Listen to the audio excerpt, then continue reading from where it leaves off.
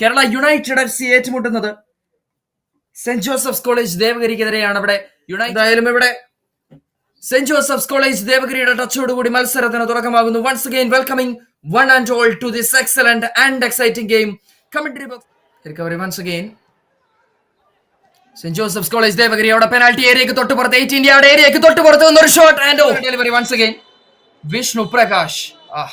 ഒന്നാം പകുതി അവസാനിക്കുമ്പോൾ half time score it's Kerala United FC 0 and Saint Joseph's college Devagiri 0. നല്ലൊരു കിക്ക് ഇൻസൈഡിലേക്ക് നേരെ ഇരിക്കുകയാണ് എന്തായാലും കേരള യുണൈറ്റഡ്. സെക്കൻഡ് ഹാഫിൽ അവരുടെ ആദ്യ മിനിറ്റുകളിൽ തന്നെ അവരുടെ ഇന്റന്റ് നമുക്ക് വ്യക്തമായിരുന്നു. അറ്റാക്ക് ചെയ്യുക എന്നുള്ളത് തന്നെയാണ് ലക്ഷ്യം. കേരള യുണൈറ്റഡ് FC അസിസ്റ്റന്റായി MA കോളേജ് കളിച്ചുകൊണ്ടിരുന്നത്.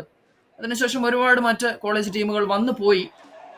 പക്ഷേ നല്ലൊരു opportunity and Kerala United FC മനോഹരമായ ഒരു അറ്റംപ്റ്റ് വഴി ഒരു അപ്രതീക്ഷിതമായ ഒരു ഗോളുമായി മനോഹരമായ ഒരു ഗോൾ കണ്ടെത്തിക്കൊണ്ടാണ് ഈ ഒരു മത്സരത്തിലേക്ക് കേരള യുണൈറ്റഡിനെ കൈപിടിച്ച് മുന്നിലേക്ക് എത്തിക്കുന്നത്.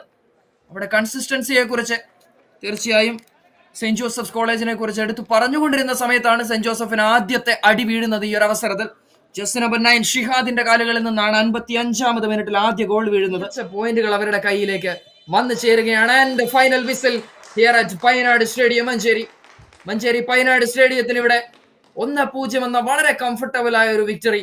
മഞ്ചേരി പൈനാട് സ്റ്റേഡിയത്തിൽ it's full time. United FC 1 and St. Joseph's College Devagiri 0.